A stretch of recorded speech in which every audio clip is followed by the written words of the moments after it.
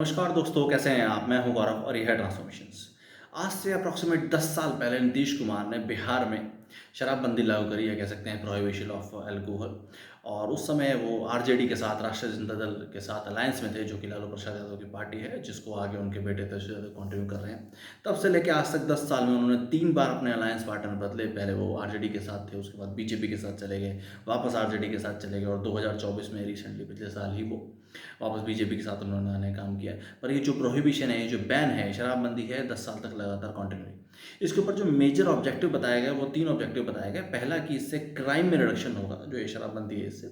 Secondly, जो women abuse है due to male partners, अगर कोई भी आदमी है वो शराब पी के या तेरे घर पे आता है, उसके बाद अगर एक तरीके से महिलाओं पे अत्याचार होता है, तो उसमें कमी आएगी। तीसरा, जो डिसइन्वेस्टमेंट इन इन एक तरीके से अल्कोहल एक्टिविटीज़, अगर जो इंसान है, ह्यूमन बीइंग है, वो अगर शराब नहीं पिएंगे, तो जो पैसा वो पहले शराब में लग रहा था, उससे उनकी घर परिवार में एक तरीके से संपन्नता आएगी।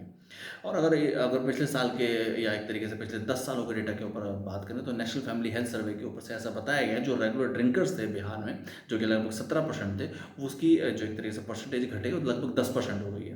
पर उसके साथ साथ ये भी बताया जाता है इसी सर्वे के तहत ही, कि जो लोकल मेड अल्कोहल है, जो लोकल मेड शराब है, उसकी कंजप्शन 4-5 गुना ज़्यादा बढ़ गई है। सेकेंडली, जो वुमेन अब्यूज़ की बात करें, तो ये डेटा ऐसा भी बताता है कि इसमें ऐसी कोई भी कमी नहीं आई है। और बिहार आज भी एक तरीके से आंकड़ों में या नंबर्स में बना हुआ है, कि जहाँ पे सिर्फ और सिर्फ मेल पार्टनर जो कि ड्रिंकर्स हैं, ऐसा नहीं है। जो नॉन ड्रिंकर्स हैं, उन उन उस तरीके के परिवारों में भी काफ़ी ज़्यादा ऐसे केसेज हैं, जिसके अंदर महिला उत्पीड़न के केसेज और काफ़ी ज़्यादा रजिस्टर्ड भी हैं।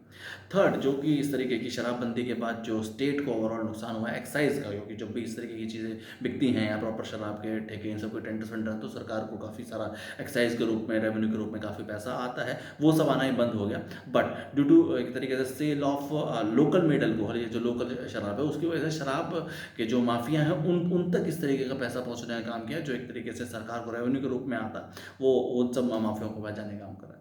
ऑल्दो मैं इस तरीके की अल्कोहल या एज वेल एज शराब के पीने के, या ओवरऑल सोसाइटी में इसके फेवर में नहीं हूँ।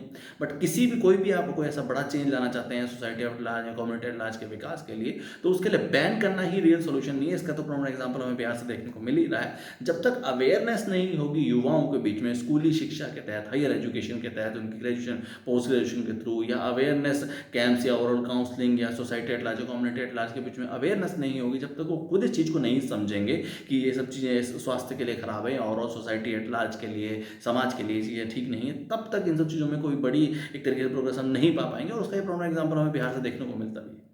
जय हिंद।